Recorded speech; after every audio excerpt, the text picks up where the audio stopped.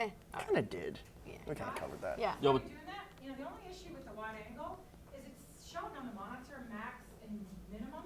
I don't think that's not going to show. I think it may. Yeah, but if it does, we just won't use that. Yeah, it'll be fine. We'll figure it out, Machine. We'll figure it out. We can watch it what after, a camera but just let shows. us finish this. Do you not remember when there was a whole bunch of other crap all over the screens, and then he just hit a setting and it disappeared? True. It's the same thing. Machine, trust me, it's not going to overwrite on the actual video. Okay.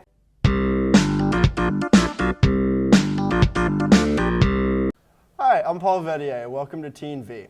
I'm here today with Derek Hempstead and Jen Phelps, and we're going to be talking about senioritis. All right, so what is senioritis to you guys? Senioritis is when you don't care about anything anymore. You don't want to do your work. You don't care if you do your work. You're not really concerned with your grades. You don't want to go to school. You probably won't go to school. It's just not caring about anything except for maybe stuff that goes on outside of school. No, not maybe. That's all you care about at that point. It's your senior year, that's all you care about is what's going on outside of school. Inside of school, you don't want to be there. So obviously, you're not going to do any of the work. You're not going to pay attention to the teacher. You can ask my English teacher. He'll tell you.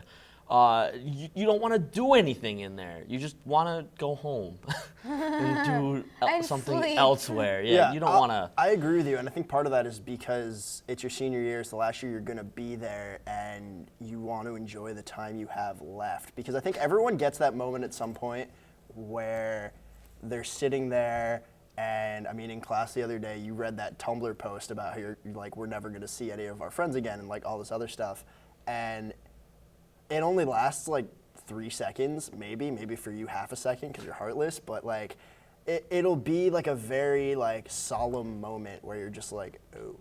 Yeah, because a lot of us have gone to school with the same kids throughout elementary school and high school, and like, yeah, you have different friends and stuff, but you kind of just realize like, this is the last time I'm really gonna spend this much time with these people. Yeah, I'll see them on breaks, but what happens like after college, we're all gonna go our own ways, and we're all gonna do our own thing after, so who knows when I'm gonna see them next. So you kind of just wanna spend as much time with them as possible and make as many memories as you can when you're home.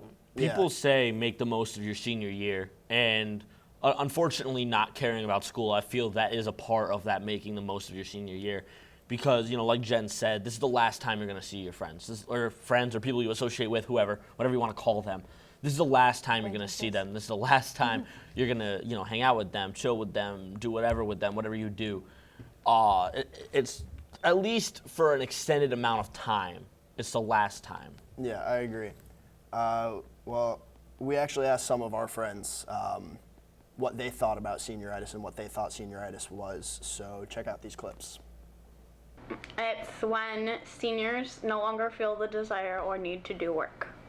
The daily struggle throughout senior year. It's when you don't really feel like doing anything. So essentially you just don't do anything. Senioritis is blowing off your work because you're a senior, and it doesn't matter because you've been accepted to college. Senioritis is the lack of effort towards the end of the year. The realization that this doesn't matter anymore. So we're moving on to new stuff. We don't care. I really don't. Yeah. Senioritis, in my opinion, is a disease. Is it a disease that affects seniors from, let's say, September 7th all the way to June 15th? Another thing that's interesting about senioritis is the instant change in students' attitudes when it comes to their senior year, because like you'll notice that a kid will have the same work ethic at the beginning of their senior year as they did in their junior year, but that since their attitude changes, they'll start to slowly diminish the amount of work that they do. I think that differs on the person. I think once the end of I know for me, once the end of my junior year ended, I came to the realization that, wow, I'm only here for another year. But for some people, that realization doesn't hit until day one of senior year, and for some reason, that's when their senioritis starts. So the day one, they're just like, yeah, I don't care anymore. I'm just gonna do what I have to graduate, whether it's a low quality or high quality. I really don't care. I'm just gonna do what I can to get out of this hellhole. But I think there are other people who will disagree with that, because some people do want to care up until at least like college applications or third or fourth quarter, whenever they feel like their grades don't really matter anymore. Because yeah, there's always those kids who are like, who never care from the time they enter high school to the time they graduate. But other kids, they may have senioritis from the first day of school, but it may not be as a severe case of senioritis. So it may just be not doing the best quality of work or maybe skipping a few assignments. But like when your senioritis sets right in, you're not doing anything. And if you do anything, it is the like lowest grade of anything It's you not could involving possibly school. do. Yeah. Yeah, yeah, and you had mentioned your English teacher earlier and how, and how he kind of deals with senioritis and how he sees senioritis. Yep. So we actually have a clip of what he thinks the signs of senioritis are. Number one teacher right here. Signs of senioritis: forgetfulness, laziness, supposed doctor's appointments or dentist appointments where one day they're very sick, but they come back very tan the next day after this supposed doctor's appointment. Homework never gets done. You see a decrease in GPA by at least 10 points because of this supposed senioritis. Parents are well aware of this disease. Kids don't get into college because of this disease, but yet it is perfectly acceptable, and it's probably the reason why China's beating us in the global market. All right, so welcome back, and we are going to discuss if there is a difference between senioritis and straight up procrastination. We had asked some students about this, and I just wanted your guys' take on that. I think there's a difference because procrastination is just putting something off till the last minute. And I've never been a procrastinator. I like, as soon as I get an assignment, if I have that day where I time that day, as soon as I get it, I will do it in the beginning because I don't want to have to worry about it. Senioritis is the complete opposite. Senioritis is, I probably won't do it. If I do it, it'll be maybe the day of. I think they're associated with one another. I don't think they're the exact same thing. I think they're on the same end of the spectrum. I think procrastination and senioritis go hand in hand. You know, neither of them you really don't want to do your work, and if you do, it's at the last moment. But procrastination can occur all throughout high school. Yeah, I procrastinate just about every project I've had. It's a thing. It happens. Same. Senioritis is, it's what happens your senior year, and that's just you don't want to do anything. You know, procrastination usually involves your schoolwork. Senioritis involves not wanting to go to school. So Yeah, I mean, I'll say that for procrastination, I mean, it is waiting to do it to the last minute. That's the definition of it. But with senioritis, it is procrastination, but it's so much more than procrastination because you don't, like what you said, you don't do the work. You're like, yeah, I'll wait till the last minute, and then you get to the last minute, and you're like, yeah, I'm just not going to do it. So it's kind of like the next step beyond procrastination, in my opinion. yeah, Yeah, I can agree with that. So we also, like I had said before, we asked some students what they thought about procrastination and senioritis. So take a look. I think they go in hand, but there's definitely a difference. I think senioritis is usually straight up not doing your work or not doing your work to your own work or your work to its greatest extent. Procrastination is just the way that high school works. Procrastination is waiting till the last minute to do your assignments. One is just an apparent symptom of the other, all right? Procrastination probably sounds a little bit more sophisticated. It's probably a better way for them to rationalize, well, if I procrastinate, it's technically not senioritis. I just waited until the last minute. Either way, it's both symptomatic of overall banal laziness. Yes, yeah. Senioritis is senior procrastination, as opposed to procrastination being for all ages. Because you could have worked hard for like the first 3 years, done everything you could have done to get into college because you knew really what you wanted to do, and now you're realizing like, hey, now I can take my break. Like now I've worked for 3 years straight. Now I think I've deserved this like half a year, like couple month break. Like Yeah, 12 years of school. let me enjoy this, Mom. Yeah. Okay, so why do you guys think seniors get senioritis?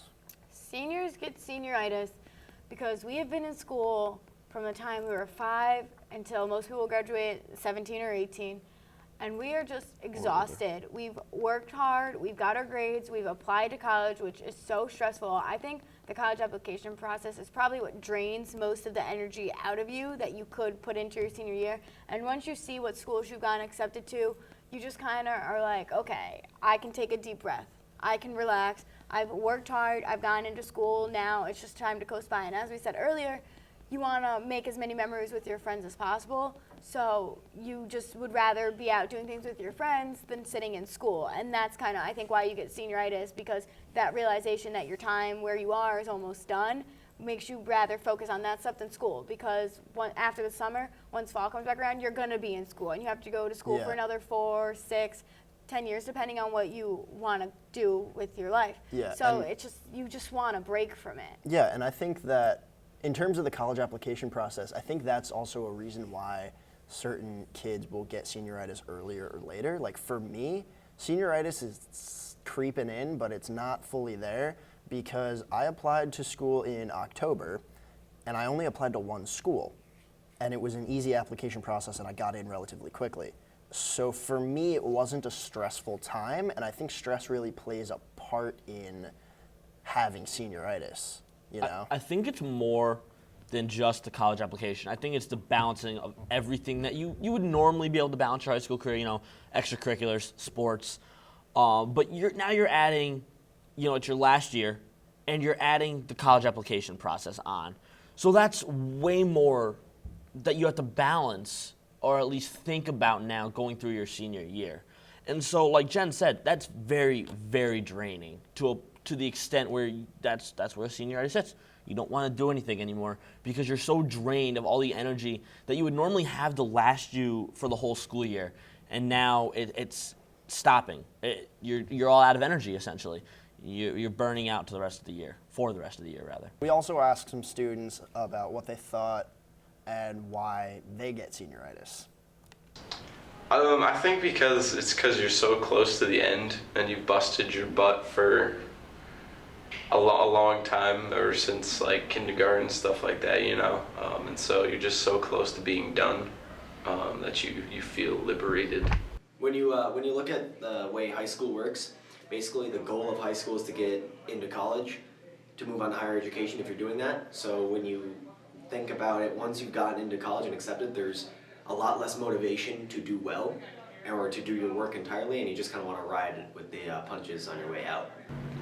Seniors get senioritis because after the college application process is over, in my opinion, you really have nothing else to work for. Of course, the college can unaccept you or whatever, but the chance of that happening, and they're of course going to give you a warning before anything.